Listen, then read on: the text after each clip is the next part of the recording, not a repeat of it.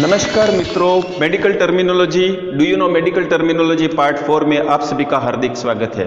Do you know medical terminology part 1, 2, 3 के अंदर हमने बहुत सारे क्रिएटिव टर्मिनोलॉजी को डिस्क्राइब किया था और ये इंपॉर्टेंट ऐसे टर्म रहते हैं, ऐसे वर्ड रहते हैं जो सुनने में अट्रैक्शन के रहते हैं और अक्सर इंटरव्यू में और कॉम्पिटिटिव एग्जाम्स में पूछे जाते हैं। आज हम मेडिकल टर्मिनोलॉजी पार्ट 4 के अंदर हम और जैसा कि आप इंडेक्स में देख रहे हैं ये सारे मेडिकल टर्मिनोलॉजी हम डिस्क्राइब करेंगे और इसके लिए आपको सबसे पहले हम लेते हैं एलिफेंटेसिस। ठीक है, what is the elephantiasis? Elephantiasis क्या है, आइसक्रीम हेडेक क्या है, डार्लिंग्स सिंड्रोम क्या है, लव हार्मोन क्या है, थ्रोम्बिंग हेडेक क्या है, आइसक्रीम हेडेक क्या है, थ्रोम्बिंग हेडेक क्या है, लव हार्मोन क्या है ना, डार्लिंग्स सिंड्रोम क्या है, बर्गर्स डिजीज क्या है, ये सारी टर्मिनोलॉजी को आज अपन वन बाय वन डिस्कस करेंगे, उसका मीनिंग समझेंगे।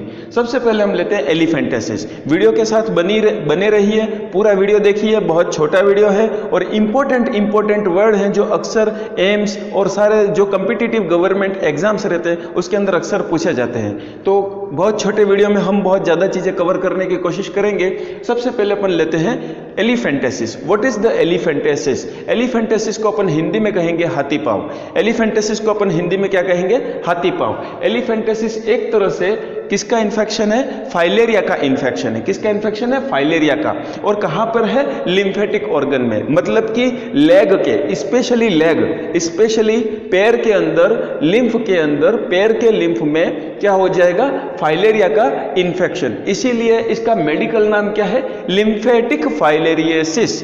लिम्फेटिक फाइलेरियसिस, इसको अपन क्या कहेंगे? एलिफेंटेसिस, हाथी पांव, और मेडिकल टर्म इसका क्या है? Lymphatic filariasis, specially caused by the lymphatic filarial infection. Filaria का लिम्फ में इन्फेक्शन, जिसके अंदर पैर जो है मोटा हो जाएगा, हाथी के पैर जैसा दिखेगा और इसी कारण इसको हाथी पांव कहते हैं या फिर एलिफेंटेसिस कहते हैं। लेकिन मेडिकल टर्मिनोलॉजी में इन्फेक्शन कौन सा हो रहा है? Lymphatic filariasis. नेक्स्ट हम लेंगे ice cream headache. What is the ice cream headache? क्या आपने कभी सुना है कि आइसक्रीम हेडेक क्या है? क्लियर, आइसक्रीम हेडेक होता है, बर्गर्स थ्रोम्बिंग हेडेक होता है। Clear, what is the ice cream headache? Ice cream headache means यदि पर्सन कोल्ड ड्रिंक या जरूरत से ज्यादा ठंडी चीजें ले लेता है, इनहेल कर लेता है या ड्रिंक कर लेता है, क्लियर, जरूरत से ज्यादा ठंडी चीजें ले लेता है बॉडी के अंदर, तो उसके ब्रेन के अंदर फ्रीजिंग इफेक्ट आएगा। क्या इफेक्ट आएगा? Freezing effect, brain freezing effect, because of the over intake of the cold items. Cold items के ज्यादा लेने से, ठंडी चीजों के ज्यादा उपभोग करने से क्या हो रहा है? उसके ब्रेन के अंदर फ्रीजिंग इफेक्ट आ रहा है और ब्रेन में जब फ्रीजिंग इफेक्ट आएगा तो ब्रेन क्या करेगा? हेडेक क्रिएट करेगा। इस तरह के हेडेक को अपन कहते हैं ice cream headache. Clear, because it is caused by the ice cream. और इस हेडेक के अंदर स्टेबिंग पेन होगा। स्टेबिंग पेन मीन्स बिल्कुल तीखा पेन, ब्रेन के अंदर कोई चीज चुभ रही है, पेनेट्रेट हो रही है, ठीक है, इंसिनरेट हो रही है, कोई चीज अंदर इंसर्ट हो रही है। क्लियर, चुभने वाला पेन जिसको अपन कहते हैं स्टेबिंग पेन। तो ice cream headache is a stabbing pain caused by the over intake of the cold items. Clear, cold जो भी आपके आइटम लेते हो, कोल्ड ड्रिंक हो गया, आइसक्रीम हो गया, ठंडा कोई पेयजल हो गया, क्यूब, बर्फ के क्यूब चले आपने ले लिए, तो ये सारी चीजें क्या क्रिएट करेंगी? आइसक्रीम हेडेक क्रिएट करेंगी। आइसक्रीम हेडेक की डिस्कशन हो गया। नेक्स्ट अपन लेंगे throbbing headache. What is the throbbing headache? Throbbing headache क्या है?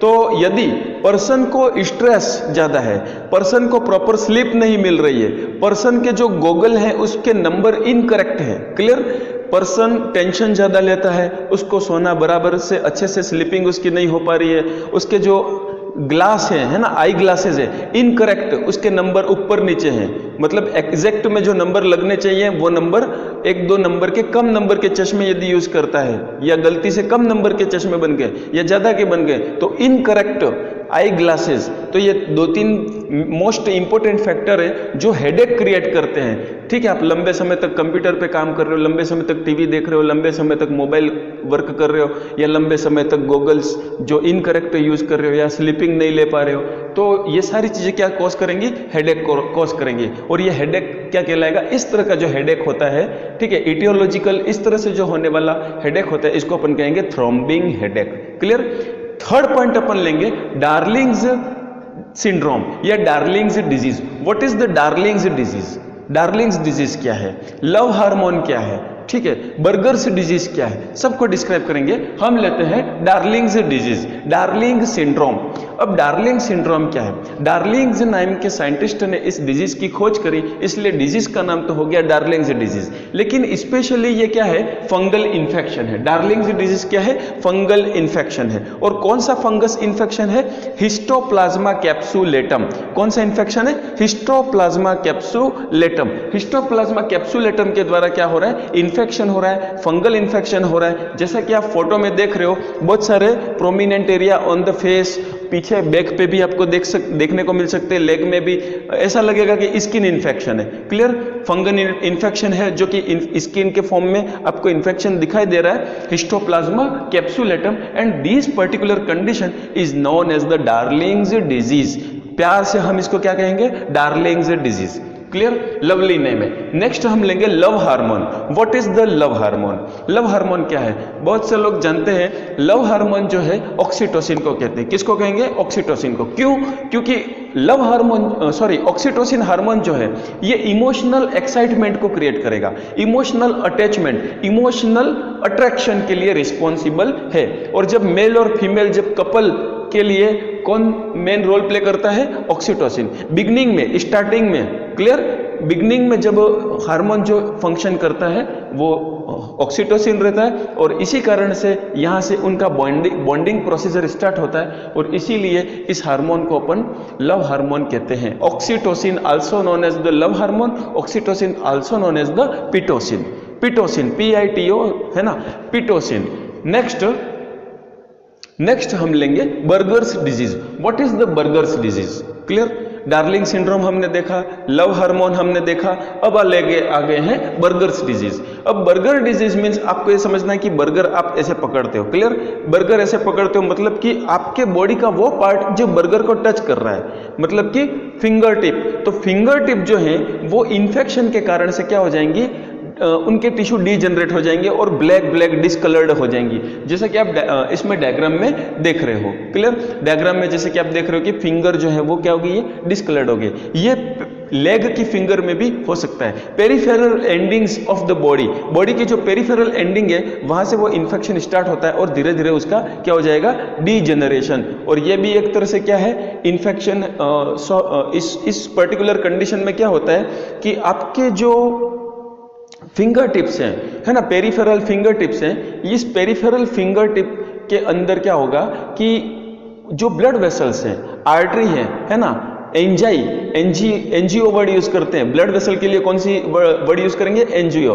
तो यहाँ पे पेरिफेरल रीजन में एंजाइटिस हो जाएगा। क्या हो जाएगा? एंजाइटिस, inflammation of the blood vessel, और उस कारण से ब्लड बाहर निकलेगा और टिश्यू को प्रॉपर सप्लीमेंट नहीं मिल पाएगा, परफ्यूजन उसका अच्छा नहीं रहेगा और टिश्यू क्या हो जाएंगे? डैमेज होते जाएंगे। क्लियर? और ये आपके फिंगर में, स्पेशली पैरों के अंदर इस तरह से हो रहा है। तो जो एंजाइटिस हो रहा है इसके लिए हम मेडिकल टर्मिनोलॉजी लेते हैं। क्या टर्मिनोलॉजी लेते हैं? कि थ्रोम्बोएंजाइटिस ओब्लिटेरेंस। क्या बोलेंगे? थ्रोम्बोएंजाइटिस ओब्लिटेरेंस। पेरिफेरल रीजन में थ्रोम्बस बन जाएगा, एंजाइटिस हो रहा है, और इसके कारण से मेडिकल वर्ड क्या है? Thromboangiitis obliterans, also known as the Buerger's disease. Clear? तो इस तरह से हमने देखा elephantiasis, ice cream headache, throbbing headache, darling syndrome, love hormone, Buerger's disease. Last हम लेते हैं dumping syndrome. What is the dumping syndrome? Clear? Dumping syndrome क्या है? जब सर्जरी होती है तो स्टोमक का पार्शियल, स्टोमक का कुछ भाग या पूरा स्टोमक जब रिमूव किया जाता है, इन सर्जरी का नाम है बिलरोथ फर्स्ट, बिलरोथ सेकंड, ये सर्जरी का नाम है। उसमें क्या होता है कि स्टोमक का पार्ट यदि निकल जाएगा, स्टोमक का पार्ट यदि रिमूव हो जाता है, तो जो फूड आइटम है वो कहाँ पे कंटेन होके रहेगा, कहाँ पे इकट्ठा होके रहेगा? तो वो कहाँ एक्यूमुलेट हो जाएगा? इंटेस्टाइन में। क्लियर? जो फूड रिजर्वायर के है ना, जो फूड स्टमक में होना चाहिए, थोड़ा ठहराव के लिए कुछ समय तक वो ठहरता है स्टमक में, वो स्टमक के नहीं होने के कारण से वो फूड आगे बढ़ जाएगा, कहाँ चला जाएगा, अनडाइजेस्टेड फूड कहाँ चला जाएगा, इंटेस्टाइन में। और इंटेस्टाइन में जब फ्लूइड अक्यूमुलेट हो जाएगा तो इंटेस्टाइन क्या हो जाएंगी, एनलार्ज हो जाएंगी। इंटेस्टाइन जब बड़ी बड़ी हो जाएंगी तो एब्डोमेन क्या हो जाएगा, फूल जाएगा। एब्डोमेन का शेप कैसा हो जाएगा, डंप शेप हो जाएगा। और एब्डोमेन का शेप डंप हो जाने के कारण से इस कंडीशन का नाम है डंपिंग सिंड्रोम। क्लियर? तो आज हमने ये सारे टर्मिनोलॉजी डिस्क्राइब किए। मैं फिर से रिवाइज कर दूं, elephantiasis, ice cream headache, throbbing headache, darling syndrome, love hormone, Buerger's disease, dumping syndrome. Clear? Thank you very much.